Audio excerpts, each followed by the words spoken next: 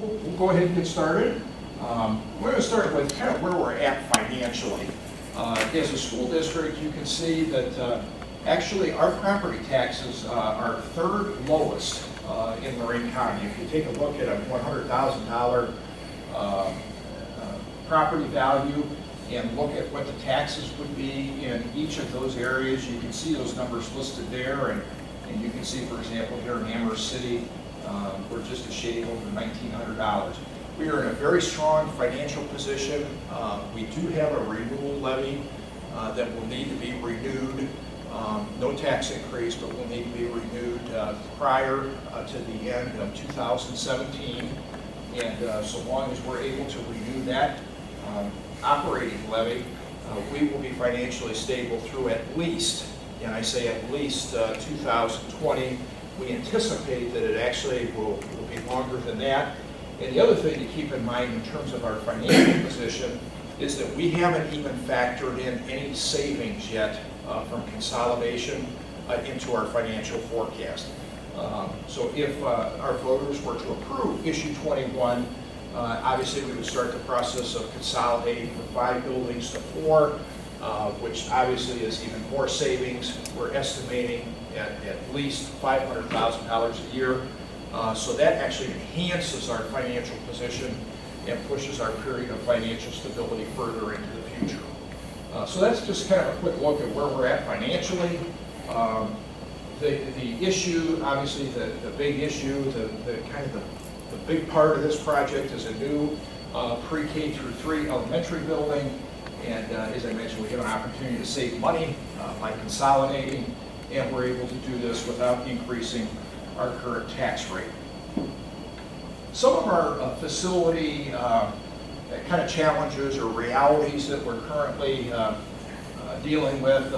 First of all, I want to talk a little bit about enrollment there. Interesting, we did our enrollment study about 1.5 years, 2 years ago, and I learned through that process that declining enrollment is really a statewide phenomenon. The data that we were able to gather showed that 73% of the districts in Ohio have actually lost enrollment since 2004, which is really amazing when you think about almost 3 out of every 4 districts have lost enrollment since 2004. It really tells you that it's a statewide phenomenon. We've already closed Shoup Elementary to help deal with our declining enrollment. 2009, the Ohio School Facilities Commission did an assessment and found that our buildings were not up to state standards. Our buildings, in particular, Powers and Harris, are obviously aging and are in need of constant repairs and kind of Band-Aid fixes is what we're in the midst of right now, and that's obviously something that we want to be able to address this in a more comprehensive fashion that will save us money long term. Cost of renovate versus building new exceeds the state's 66% ratio, so the state will have recommending that we build a new building. Anytime the cost of renovate exceeds is 66% or higher, the state recommends building new. And in the case of Powers and Harris, both of those buildings are over the 66% ratio. We actually started talking about this facility process 6 years ago, but if you recall, that was a period of time where the state was having a lot of financial difficulties that at that time was impacting school districts across Ohio through budget cuts, and we were in a very unstable position financially, but that situation has stabilized, and we are probably in the best position financially that we've been in the last maybe 12 to 15 years. So this is a good time to kind of look at the facility issue and hopefully put us in a position where we can, as I say, extend that period of financial stability. Enrollment projections, you can see here what we're looking at, and please keep in mind that these are just projections. There's a lot of variables that can impact enrollment, a lot of things that we can't necessarily predict, but this is a trend based on information that we have right now as it relates to birth rates and all kinds of other information. And you can see that based on this, we're looking at a continuing trend of declining enrollment through 2022, and then at that point, the enrollment starts to move upward again. Just to kind of give you an idea of some things that can have an impact on enrollment, and one of the questions we've had is all-day, everyday kindergarten. Don't we anticipate all-day, everyday kindergarten maybe driving up enrollment? And that could very well happen. We've already seen a situation where the first year of the program, we had 204 students a year ago in our all-day, everyday program, and in this year, that number actually jumped to 244. So we actually increased at the kindergarten level by 40 students. But if you look at it on a district-wide level, we are going to be graduating 300 plus students for probably the next 6 years. So as long as we're graduating, more students than we're taking in kindergarten, we're going to continue to have a period of declining enrollment. The question is, how much, or what will that rate of declining enrollment, what will that look like? So as these kindergarten numbers begin to creep up, that will certainly help our enrollment picture, but until they get up into the 300 range, we're still probably looking at a declining enrollment scenario over the next few years. Opportunity we have before us. We actually started looking at this. We had a community facility advisory committee that really spent a lot of time pouring through all kinds of data on all of our buildings and really looking at a lot of different scenarios and options. And we did some survey work, and ultimately the community recommended to our Board of Education that we pursue this particular plan, a pre-K through 3 elementary, North 8-4-5, junior high 6-8, and of course the high school 9 through 12. And what it involves is a 1.9 1 mil bond issue that does not increase taxes. What it does do is that it essentially extends the existing bond, which is set to expire in 2029 through 2041. A modern elementary school for preschool through 3rd grade. We're looking at HVAC upgrades at Nord and Steel as part of the project. HVAC is probably the single biggest mechanical struggle that we're having as a district. Obviously at Powers and Harris, those are buildings we're looking to replace, but also at Nord as well as the high school. And this is a plan that will, at the end of the day, put us in a position where we'll have 4 buildings with the high school, the junior high, Nord, and then hopefully a new elementary that will take us well into the future. As I mentioned, we would be looking at a savings of about $500,000 a year in operating costs. And I will also say that I believe that's a conservative number. I actually think we could save a little bit more than that in operating and maintenance costs, but we're looking at a minimum of a $500,000 savings. Again, going from 5 buildings to 4 lends itself to efficiency. The issue will not raise taxes. Will eliminate the need for modular units. We are utilizing modular units at some of our buildings, and approval of issue 21 would eliminate the need for modular units moving forward. The other thing we're looking at from an efficiency standpoint, there's some additional cost savings, is to close the existing board office and then just incorporate the board office into the new elementary building. Just a corner of that building somewhere, and again, that will allow us to save additional, because we've got a building there, you're probably familiar, on 4th Street, that is in need of some repair and those kinds of things, and this will give us the option of selling that building and reducing maintenance and operating costs with the board. Certainly not as much as closing a school building. Obviously, you're in a significant savings when you close a school building, but there will definitely be savings by closing that board office. And then the plan would be to demolish Harris. That's where the new building would be constructed. Powers would also, that building would come down. We're looking at some additional parking across the street here from Steele, which obviously would be very helpful for the many events and activities that take place here at the high school, having some additional parking there across the street, and then perhaps some additional practice athletic fields. And in Shoup, we're also looking at taking that building down as well. And again, demolition is factored in to the state funding offer. So again, that's a part of the state funding formula. Those dollars have already been factored in. The math, how does this work? As we mentioned, issue 21 will not increase the current tax rate. The state, when you look at the percentage, the total project is, I think it's $31.7 million. The state is actually providing $14.2 million. And if you do the math, it should come out to about 45%.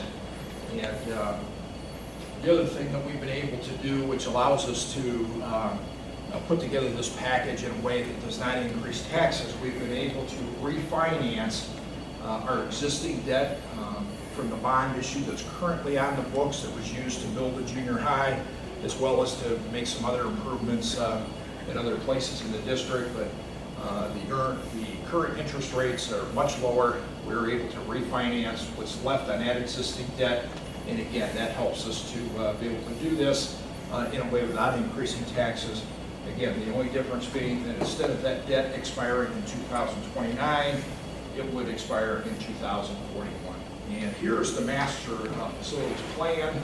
It's been submitted to the state and has been approved by the state. And this is essentially the issue that's on the ballot. A new pre-K through 3, Nord, as I say, becoming 4-5 with upgrades to the HVAC system, the junior high becoming a 6-8 building, and then the high school remaining 9-12, also with some upgrades to the HVAC. Many of you are familiar with the fact that the older portion of the building in the math hallway, which is on the second floor, I always tell people that that's the one, on a warm day, that is the warmest place in the district. That second floor hallway at the old end of the building. So the HVAC upgrades would extend the air conditioning throughout the high school, and as I say, put us in a good position for the long term moving forward. This is a possible site plan. I did want to emphasize that there hasn't been any design work done at this point. The way the process works is that if our voters approve issue 21, we would enter into a joint selection of an architect with the Ohio Schools Facilities Commission. We would jointly select an architect. Once that process is done, then the building would be designed and of course ultimately constructed with the hope that we would be ready to go for the fall of 2019. But we did have our local architect who we work with, Clark and Post, on various other projects in the district. In fact, actually they designed this space for us as well as the work in the south lobby. This kind of gives you a visual representation of what the building might look like on this site. This is not a final, this is the way it's going to be, but it's just a picture to kind of give you an idea of what the building might look like on that site. And obviously all the the entire building would have to be designed according to state standards, the parking, traffic flow, all those details would have to be worked out. But we thought it was important to at least show folks what it would look like on that particular site.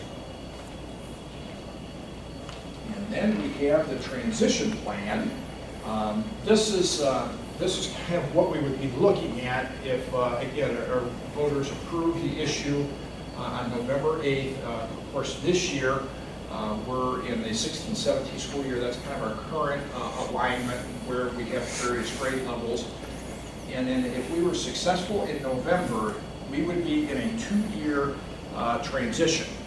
And I want to kind of clarify and emphasize that this transition plan is not an ideal situation. It's kind of, we talk, some of us, that it's kind of like when you're doing some renovations in your home, whether it be your kitchen or living room or bathroom or whatever it may be, and you kind of have to work around it.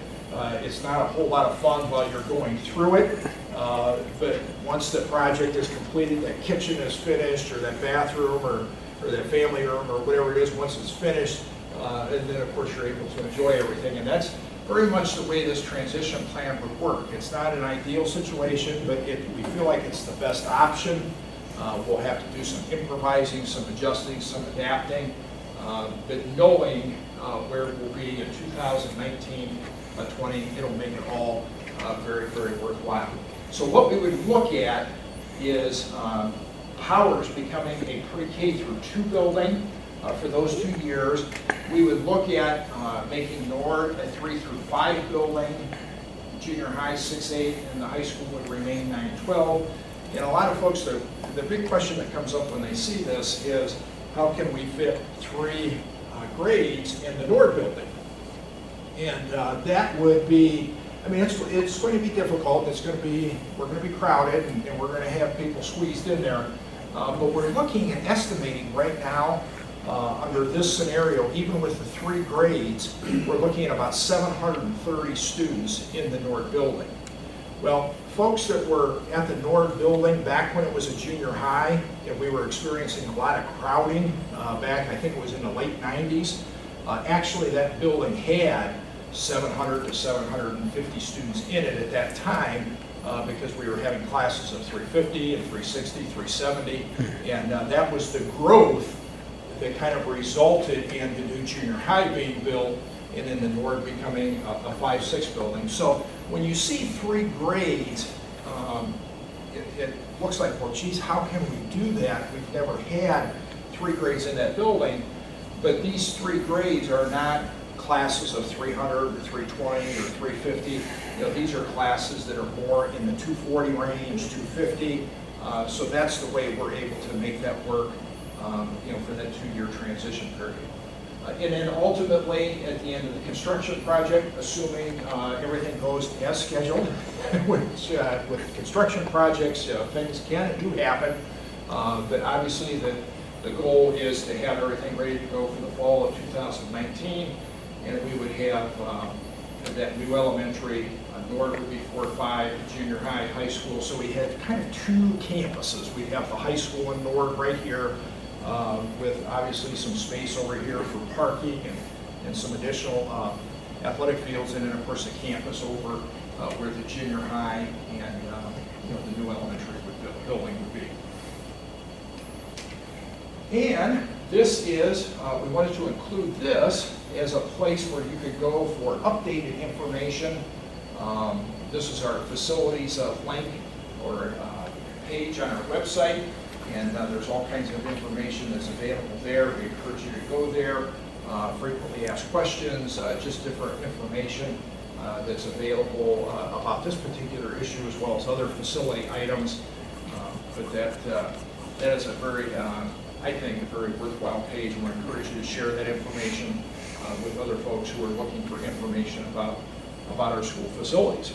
And that actually went through that much quicker than I thought I would, but always with any kind of presentation, I think the most important thing is the question and answer period, and certainly doing the best we can to respond to your questions. But that pretty much kind of summarizes what the project is all about, how the math works, what the transition plan looks like, those kinds of things. But I want to answer any questions that you may have.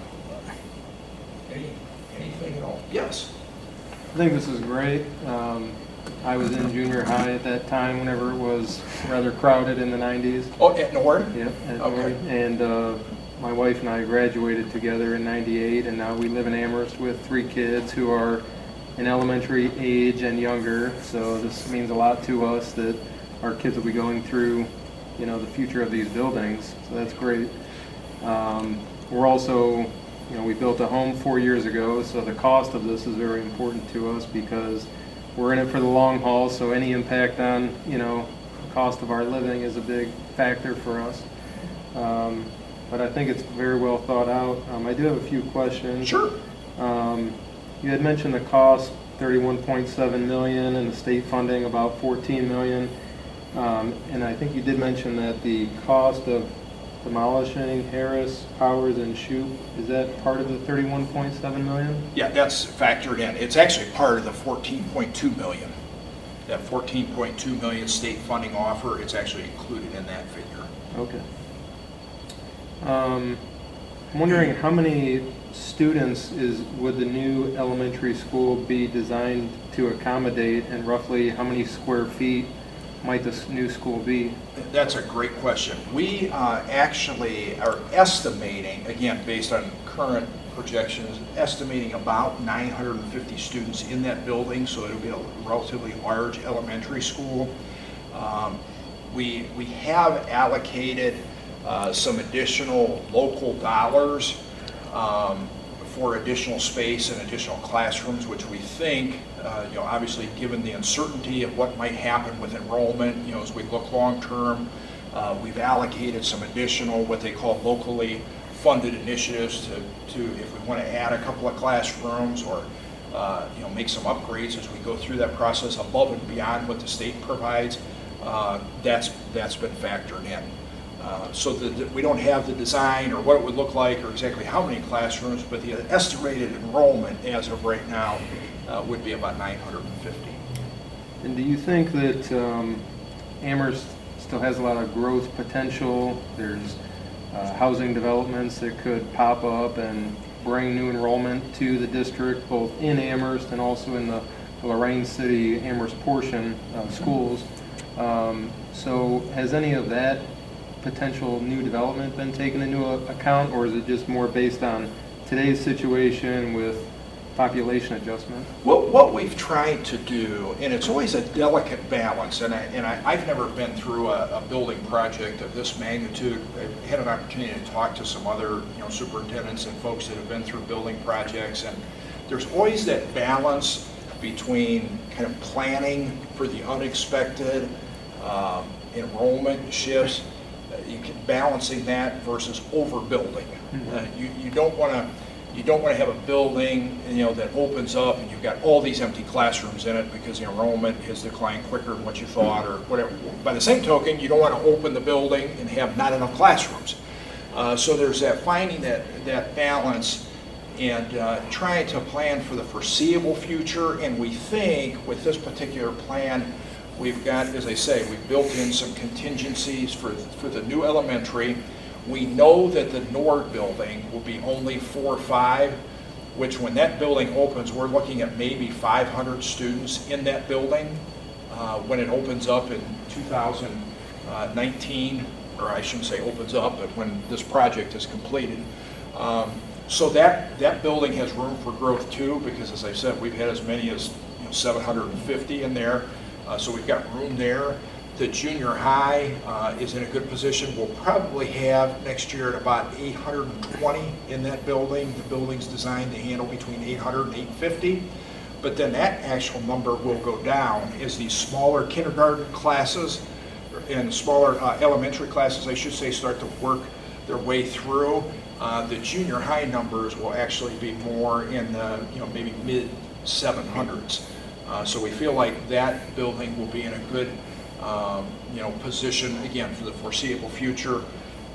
And then the high school, I mean, this is a big building, and we can accommodate comfortably the students we have now, as well as if we did pick up a couple of hundred more high school students, we could accommodate them in this building. So we think that even if we see some enrollment shifts the other way, that as we look out 10 years, we think we're going to be 10, 12 years, we think we're going to be in a good position. Now, can I say in 2045, it's hard to project that far into the future, but we've really tried to provide some kind of contingency space, but at the same time not overbuilding and paying for things that we really don't need at this point. I don't know if I answer that. Okay. Yeah, it does.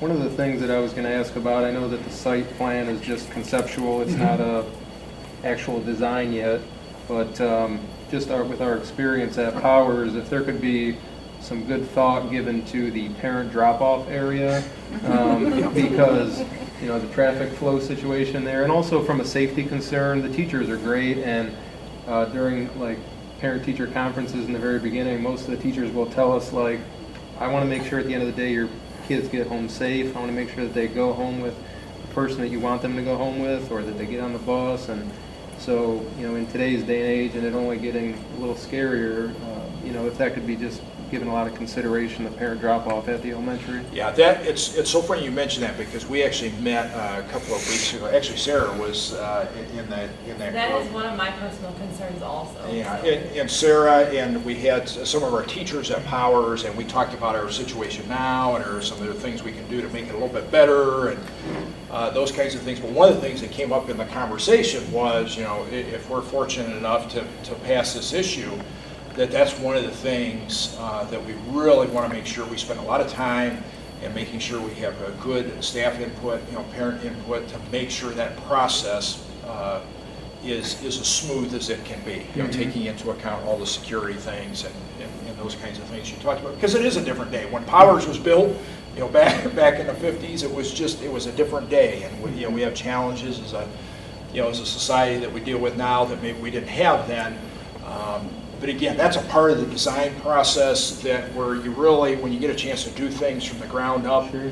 you really look at, okay, where do we want people, where do we want the buses coming in, where do we want the cars coming in, how do we want to dismiss the students? All those things can be accounted for in the design of the building, and that has definitely, and I know Sarah has mentioned that as well as our staff at Powers, kind of anxiously looking forward to the opportunity to plan those things. Okay, thank you. No problem. Tammy, you I just wanted to, I don't know how much this will help, but I wanted to let you know that my husband has worked a lot with OFCC. They have a minimum square footage that they will let you build per student. Okay. So there is a formula that they use, so we can't build any smaller than that, and we wouldn't want to because it's a fairly small number. Or whatever formula they have. I don't know what it is. If you really want to know, I could find out. But we have to do that big or bigger. Mhm. So, we're going to meet for sure the state minimum standards on square footage. So, And I we're want to gonna say, do you it asked about different, square footage. If my memory serves me correctly, I think the size of the building would be roughly 100,000 square feet, roughly.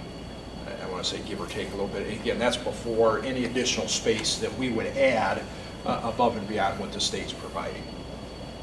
So it would be a relatively large, elementary school. Are there questions? I may have missed it. Is the presentation going to be on that facilities link? Yes, we could probably do that's a good idea. We could probably just take this PowerPoint and then put it on the website there. Okay, Good idea. thanks. Other? Yes. Yes, I'm sort of confused over where it would go. Aren't there houses all around Harris? And would this require acquiring land or homes, to be torn down in that area? And what's that going to cost? Yeah, that would be on our existing property. There we go. Yes, this is existing school property right here, and this is where the Harris building currently sits. So we would not have to acquire any additional property other than what we already have. It's just that this building will be about twice as large as the Harris building currently is. But we would not have to purchase any additional land. It's land that the district already owns.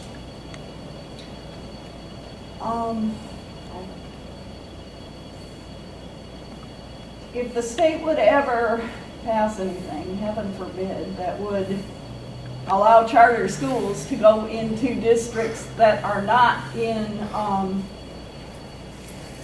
the lower categories of ratings, I guess you could say, would there then be a requirement that these schools would have to be offered to some charter school, as occurred in Lorraine?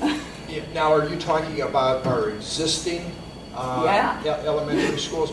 There is a law, and there's a process that you have to follow. If, for example, with Shoup Elementary, if we were going to sell that building, before we did that, we would have to make that available to a charter school to see if there would be an interest in that. To our knowledge, currently there aren't any charter schools in the Amherst School District. So that's, in our scenario, fortunately at this time, that's not something we have to worry about. And again, obviously the Harris building would be coming down so that we could build this building, and then the Powers building would be coming down, so we could expand our parking. So really the only, issue would be Shoup, and really our plans are not to sell Shoup, because we feel it makes more sense to take the building down, especially because the state is funding it. And then that's actually a very, very valuable piece of property, that could be sold, depending on the market. We could hold on to it for a period of time, again, depending on what happens with the market, but it gives us, the value of the property is probably worth more than what we'd be able to get by trying to sell that building, at least based on what I've heard from other districts who have sold old school buildings, that you never seem to get as much for those buildings as what you would like to get. So that's why, given the fact the state's willing to pay for it, we think the best thing to do is to take it down. So the charter school, that is accurate. There is a process we have to follow, but in our situation, that shouldn't be an issue. Also, how would you get people in and out of that area? Yeah, that would be part of the. How would you go in, entryways and exits? Would they be from both sides for both schools? Yeah, that would be a part of the design process. One of the reasons why we like this site is because we can access the property from Milan as well as from Lake Street. But we haven't determined at this time, as far as which way the buses would be coming in or which way the cars would be coming in. That would all happen during the design process. It would be on a different time schedule than what the junior high is on, so the students, drop off and then pick up at the end of the day. It would happen at the junior high, and then later on it would happen at the elementary. But as far as the specifics of what that looks like, that hasn't been determined yet. But what I can tell you is we have allocated some dollars in this project to, if we need to do some, for example, if we need to add another lane here to help, so we have a turn lane to the right, a turn lane to the left, or if we need to do some reconfiguring on a driveway in for Milan. Again, we've allotted some contingency dollars to help with those site improvements. Okay. Yes.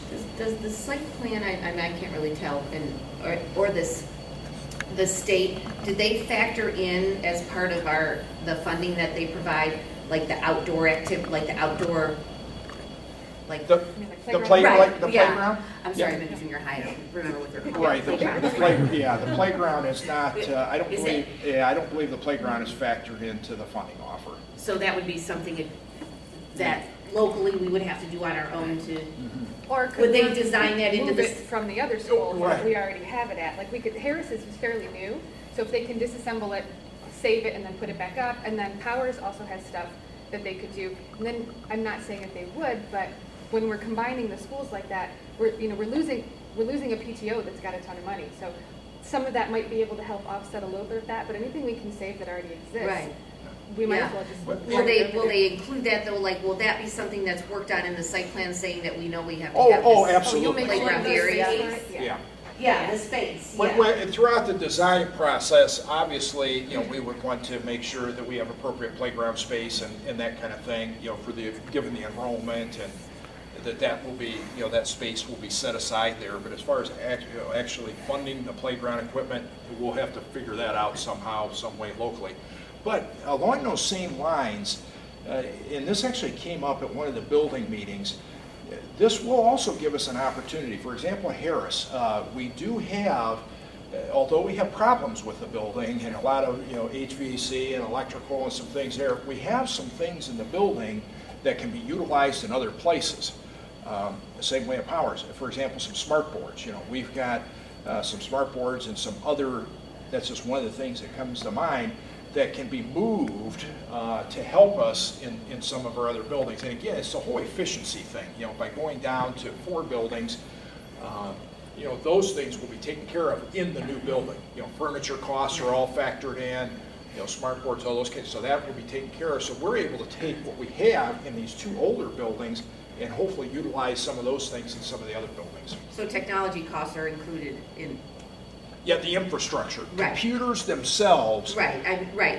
Computers themselves Okay. are not Right. included, but as far as the infrastructure and those kinds of things, that's included. Great questions. I wish we had a bigger crowd tonight. That's always the way We it will works, go right? forth and tell everyone, Steve. Don't What's worry. that? We will go forth and tell everyone. We'll spread the word for Any you. other, yes? Is anyone else? I don't want to take up more time. No, okay. You got great Um, questions. I really like the idea of the board office being combined here. Actually, this is something that Lorraine City Schools kind of figured out a little late when they were designing the high school. They decided kind of after the fact or towards the process was already going to possibly move their offices from Charleston to the high school. I think having it at the elementary makes a lot of sense because that's a parent's first introduction to the district is whenever they're, most times, whenever their kids are in elementary school. And to have that strong, personnel help right there and to have the offices right there, I think it's a really good way to get people involved and Well, good introduction. Thanks for sharing that. Originally, we were looking at moving them to Nord.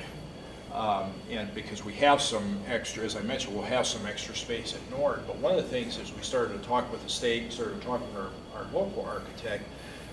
They said it's actually more cost effective to move it into the new building because at Nord, we would have to take already existing educational space and kind of convert that to office space. Which And costs a then- lot more per square foot education space. Exactly, and then, of course, if we ever needed that space in the future for enrollment, we'd have to convert it back. And so what was kind of suggested to us is that we have an economy of scale going for us because we're already going to be building a 100,000 square foot building to add on another 5,000 square foot onto Office space. of office space is really, really cost effective, and as I say, saves the operational costs that we currently have. So originally, we started looking at Nord because we thought that would be less expensive, but as we got through the process, we found out that wasn't necessarily the case, and we would lose that space at Nord for any increases in enrollment. I saw on the conceptual plan that one of the wings said a 2-story wing. How does that play into an elementary school, having 2 stories with accessibility, and also possibly would the board be located on the 2nd floor? Yeah, we don't know that yet. We're guessing, the architect said, again, this is just our local architect saying, here's what it could look like on this site.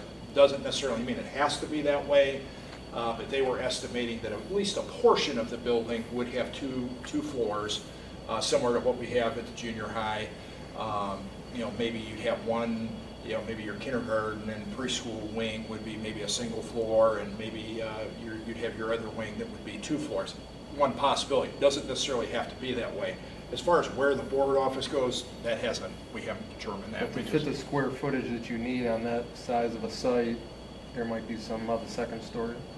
As far as you think more efficient, No, I'm thinking because of the footprint that you're Oh, dealing I with, see, but yeah. the square footage of space that you need, it might necessitate a 2nd floor going to the as second part of floor. it. Yeah. Yeah, and again, those are, kind of what the state tells us is, here's what we're estimating your enrollment to be, here's how many square feet per student, that's what our formula says, and here's how big the building will be. And that's just, so that, what you see conceptually is, is just based on a, formula from the state. And like I said, what it might look like doesn't mean it has to be that way, but I just think it's good for people to be able to at least picture or have a visual, a concept of how it might sit on that site. The second, it would have to be ADA compliant. They would have to put in an elevator, so. Yes. Because you can't build it without that these days. Yeah. Like the junior high has the elevator, so if we did have to put kids upstairs and someone had broken something or was, necessitated a wheelchair, they would definitely be able to get up there. We wouldn't do Yeah. it any other way. As I mentioned too, the modular issue would be addressed, which we wouldn't have to, which would be nice, not to have to worry about, modulars, I know that cuts into time. Right, yes, yeah, back and Just forth. to go into lunch, you gotta put your jacket on, and Yep. stretch your back and forth and things like that. I mean, you make it work, you adjust, you improvise, but, clearly not the ideal, and we'd have to utilize some modulars during the transition time, But then once, we were ready to go with that new elementary, we, at that point, should not have any modulars in any of the buildings. Are there any other questions? They're great questions. Thank you so much. And again, we just appreciate everyone being here. I don't know, Sarah, did you want to say anything? Sarah, I'm sorry, Sarah's like, why are you putting me on the spot, Steve? But Sarah Kuspel is our campaign chair, and she is leading a fabulous team of volunteers that are working on obviously getting the message out, and it's just done a wonderful job. Sarah, did you want to? Well, thank you for coming and showing your support for the bond issue. We're very excited about this opportunity, and we've heard a lot of good feedback from the community, so we're hoping that this will be a successful November for us. Absolutely, and if there's anything we can help with is obviously as you interact with neighbors and friends and relatives and other parents and folks throughout the community, if there's any questions that come up, please feel free to give us a call. My cell number's on the website, email, and this really is just a tremendous opportunity. We were talking before the meeting. I had an opportunity to meet with the editor of the Chronicle Telegram about this issue, and he was asking me about the issue, and of course I was explaining just basically what I did here this evening. But he even kind of went back and he said, I just want to make sure I have this, that it's a new pre-K through 3, upgrades to 2 other buildings. It's going to save $500,000 a year to operating costs because of the consolidation, and it's not going to raise taxes. And I said, yeah, that's just, we're able to do that because of the state funding offer as well as the refinancing of our existing bond. So he was almost, he's like, wow, he says, I just can't believe that like an opportunity like this comes along very often. And so he was very, very supportive, and actually wrote an article. The very next morning there was an endorsement in the Chronicle, which was very, very nice. So again, I think it's a positive message from a lot of different angles. Obviously, a new learning environment for our youngest students is a positive, the other facility upgrades. But as I share with people, every taxpayer in the district, whether they have children in schools or not, will benefit from this project because, number one, we're going to be more efficient. We're going to be operating 4 buildings versus the existing 5. So we're going to be a lot more efficient, and we're going to be able to stretch our operating dollars further, and it's going to help keep property values strong, here in the Amherst district and the Amherst community. So I think it's just a good message, and I think it's a good thing for our entire community.